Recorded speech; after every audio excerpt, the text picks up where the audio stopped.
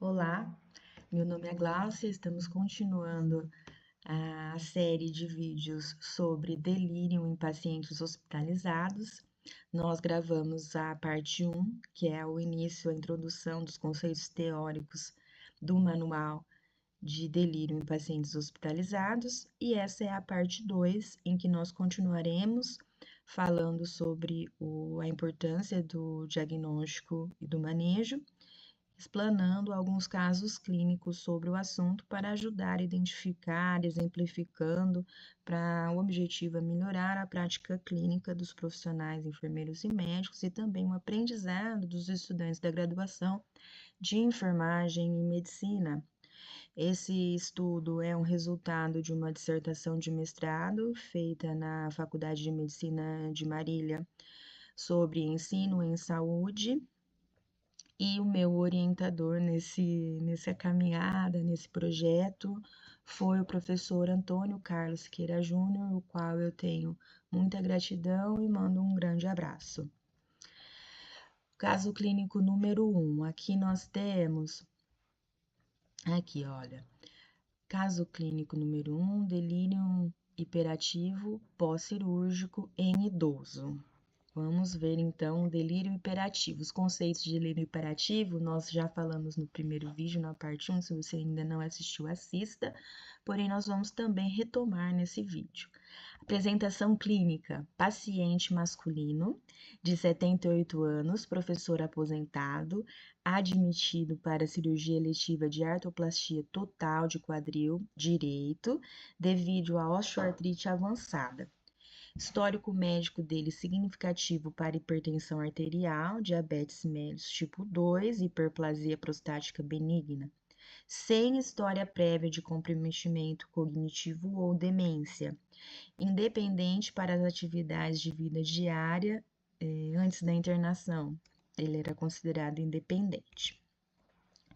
No segundo dia de pós-operatório, a equipe de enfermagem relata que o paciente apresentou agitação psicomotora noturna, tentando remover acesso venoso, curativo cirúrgico, não reconheceu familiares e afirmou ver pessoas estranhas no quarto. Durante a manhã, apresentou períodos de sonolência alternados com agitação. Familiares relatam que esse comportamento é completamente atípico. Isso significa que o paciente não era dessa maneira e provavelmente essa família está assustada com esse comportamento. As medicações prévias que o paciente utilizava era metformina, 850 mg 2 vezes ao dia, losartana, 50 mg uma vez ao dia, tonsulosina 0,4 mg uma vez ao dia. E como pós-operatório foi associado a ele morfina, 4 mg intravenosa de 4 em 4 horas se necessário, a dipirona 1 grama intravenosa de 6 em 6 horas, provavelmente de horário, a ondansetrona com 4 miligramas intravenosa de 8 em 8 horas, se náuseas, se vômitos, e uma enoxaparina, que geralmente é feita nesses pacientes de pós-operatório, como profilaxia de trombose venosa profunda, que podem vir a gerar um tromboembolismo pulmonar. Então, o exame físico dele, ele tem uma pressão arterial de 145 por 85 milímetros de mercúrio, uma frequência cardíaca de 98, uma frequência respiratória de 20, uma temperatura de 37,8, uma saturação de oxigênio de 94 em ar ambiente. O paciente está agitado, desorientado em tempo e espaço, reativo a estímulos, pupilas isocóricas e fotorreagentes. Ausculta cardiopulmonar sem alterações. A ferida operatória tem uma pequena quantidade de secreção serosa, presença de catéter vesical de demora com urina concentrada e está com baixa ingestão hídrica nas últimas 24 horas. De exames complementares, nós temos um hemograma com uma hemoglobina de 10, leucócitos de 11.500, com predomínio de neutrófilo, 78%. A proteína C reativa de 87, a ureia de 78, a creatinina 1,3, o sódio 148, o potássio de 3,8. A glicemia de 165. Vocês vejam que tudo está contribuindo para que a gente pense num paciente desidratado. Na urina tipo 1, é vista uma leucocitúria com nitrito positivo. Foi feito também no rastreio um raio-x de tórax sem alterações significativas. O que a gente pensa de diagnóstico, tratamento e evolução? O diagnóstico é delírio hiperativo, secundária infecção urinária, desidratação e fatores pós-operatórios, dor, mudança de ambiente e as medicações. Intervenções realizadas. Foi iniciado um antibiótico para infecção do trato urinário, foi substituída a morfina por tramal, se necessário, também com a delicadeza de trocar na prescrição a ondansetrona, porque a ondansetrona tem interação com o tramal. Foi realizada uma hidratação intravenosa. Foi retirado o catéter vesical de demora, porque esses dispositivos invasivos de longa permanência também predispõem ao delírio. E é necessário também que seja reorientado com frequência, solicitada a presença de familiar na maior parte do tempo, ampliada. Adequação do ambiente, nós precisamos dispor de relógios, calendários, trazer objetos pessoais que tranquilizem o paciente, incluir a fisioterapia, se é liberado a mobilização do paciente o mais precoce possível, tentar de fato mobilizar esse paciente de maneira adequada com a orientação da equipe. Na evolução, o paciente após esse tratamento melhorou, nas próximas 72 horas ele apresentou melhora, foi revertida essa parte, teve a resolução completa do quadro de confusão no 5º dia de pós-operatório. Ele recebeu alta hospitalar no 7º dia e foi orientado. Ele estava orientado, sem déficits cognitivos residuais. Então, nós tivemos um período que durou alguns dias, recebeu o tratamento e ele melhorou. Foi um caso de que o delírio foi revertido e o paciente teve alta sem delírio. E aí, este caso ilustra a natureza multifatorial do delírio pós-operatório em idosos e a importância de investigar causas reversíveis, mesmo quando há fatores precipitantes óbvios, como a cirurgia recente. A correção da desidratação foi muito importante. O tratamento da infecção urinária foi muito importante. O ajuste da medicação foi muito importante. Tudo isso associado à terapia não farmacológica. Esse tratamento multidisciplinar, ele nesse caso foi suficiente para reverter o quadro sem necessidade de medicação.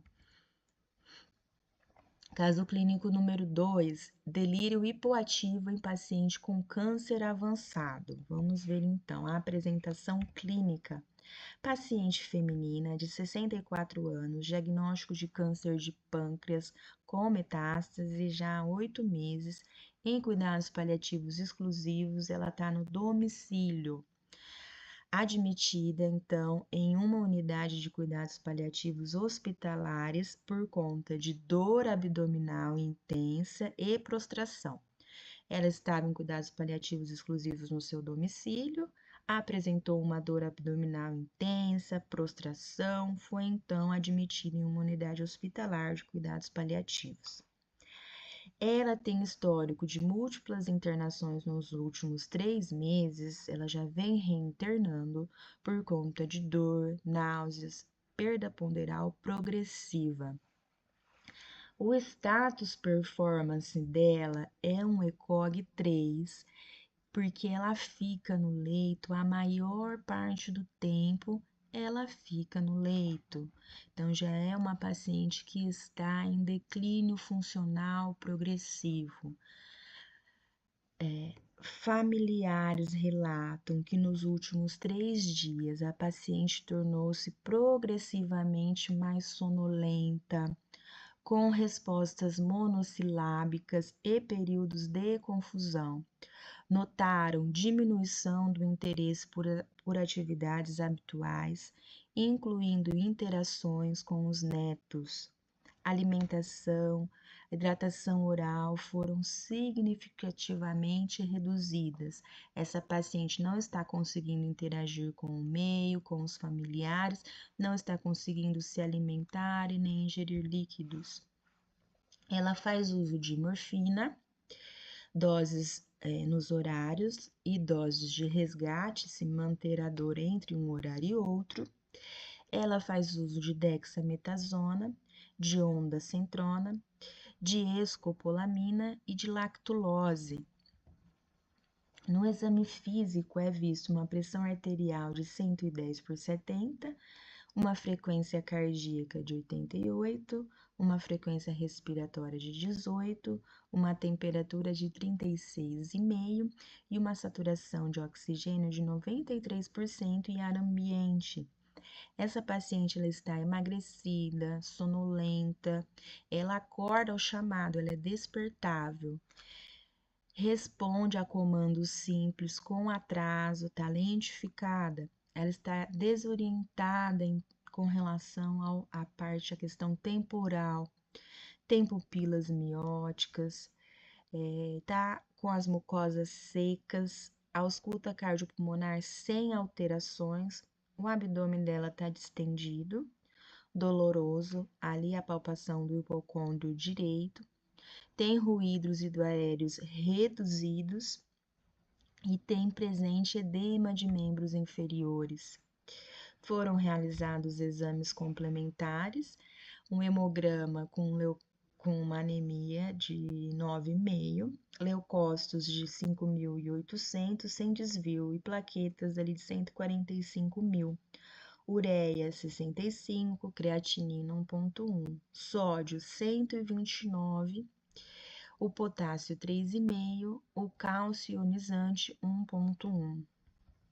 Nos pacientes em delírio, o cálcio ionizado, ele é muito importante porque ele é uma causa de mudança de comportamento ao cálcio muito alto, tem a hipercalcemia da malignidade, mas isso é assunto também para outros vídeos. A bilirrubina total dela é de 2,8, com a direta de 2,1, o que é frequente nesses casos de câncer de pâncreas, que pega a via biliar.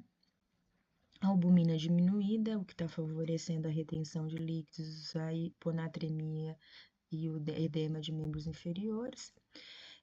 A tomografia de abdômen que foi refeita para ela tem a presença de metástase hepática nas vias biliares. Então, a gente precisa pensar num diagnóstico, num tratamento e qual que vai ser a evolução desse caso, o prognóstico desse caso.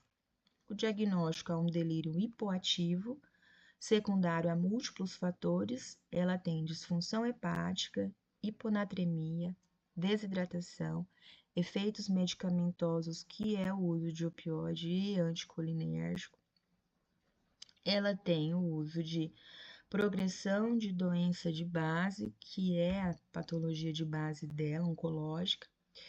E aí foi pensado nas intervenções de rotação de opioide. Lembrem, vejam que no exame físico ela tinha pupilas mióticas, certo? E aí foi feita a rotação de opioide trocando morfina por metadona com dose equivalente para manter a analgesia dela, que é necessário. A escopolamina dela foi suspensa, foi reduzida a dose da dexametasona para 50%, foi feita uma hidratação por hipodermóclise com correção lenta da hiponatremia e controle da dor com metadona e adjuvantes não sedativos, que nessa enfermaria de cuidados paliativos eles têm a opção de ketamina e foi usada a ketamina em doses baixas. Além disso, orientação frequente, presença do familiar, a adequação da iluminação do quarto, pensar em manter um ciclo circadiano com todas as correções e as intervenções ambientais necessárias. A evolução ela teve melhora parcial do nível de consciência em 48 horas, começou a conseguir se comunicar com a família, com a equipe, manteve episódios flutuantes de confusão, principalmente no período noturno, que foi manejado com medida não farmacológica. Após 7 dias de internação, recebeu alta, voltou para casa com a melhora da dor e do estado mental, embora não tenha retornado completamente ao seu estado basal, até pela progressão da doença. E aqui, ó, este caso exemplifica o delírio hipoativo, frequentemente subdiagnosticado em pacientes com câncer avançado. Demonstra a complexidade de causas em pacientes em cuidados paliativos, podem ter também causas reversíveis de sintomas de delírio. Então, é importante fazer todas as intervenções cuidadosamente, de maneira equilibrada, priorizando sempre o conforto e buscando melhorar a cognição, porque a cognição ela permite uma comunicação do doente com seus familiares, com a equipe de saúde, e isso dá mais qualidade ao dia a dia desses pacientes, dessa família, e isso é muito significativo nos estágios mais avançados das doenças e nos pacientes em estágios finais de vida. Vamos agora para o caso clínico número 3. Delírio misto em paciente com insuficiência cardíaca descompensada. Apresentação clínica. Paciente de 72 anos, portador de insuficiência cardíaca, de etiologia isquêmica, então ele tem uma fração reduzida, uma fração de ejeção reduzida de 35%. Foi admitido. Vamos ligar aqui o holofote novamente, que eu havia desligado. Então, nós estamos falando da apresentação clínica. Ele foi admitido na emergência por dispneia progressiva nos últimos 5 dias, associada a edema de membros inferiores e ganho ponderal de 4 quilos. Então, é um paciente idoso, masculino, de 72 anos, com insuficiência cardíaca de fração de ejeção de 35%, com dispneia progressiva, edema de membros inferiores e ganho ponderal. Histórico de múltiplas internações por descompensação de insuficiência cardíaca no último ano. Comorbidades, ele ainda tem associado ao quadro uma doença renal crônica estágio 3B, ele tem também fibrilação atrial permanente e diabetes tipo 2. Vamos lá. Na admissão, apresentava-se orientado. Após 48 horas de internação, familiares notaram um comportamento flutuante, com período de sonolência, alternando agitação, especialmente à noite, quando tentou retirar o acesso venoso e chamava por pessoas ausentes. Durante visita médica matinal, mostrava-se desatento, com um discurso desorganizado e dificuldade para seguir os comandos simples, responder às orientações, obedecer aos comandos. Então, ele estava em uso de canabidiol previamente, enalapril, espironolactona, ele estava em uso de carvedilol 12,5, enalapril, espironolactona, furosemida, varfarina, que estava sendo ajustada pelo INR, claro, e a metformina 2 vezes ao dia.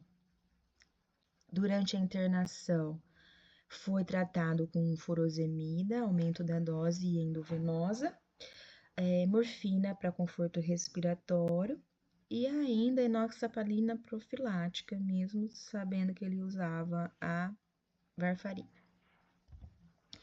De exame físico, uma pressão arterial de 110/65, frequência cardíaca 88, respiratória 24, uma temperatura de 36,8, uma saturação de 91%, com necessidade de oxigênio, provavelmente um catéter nasal de oxigênio, 2 litros por minuto.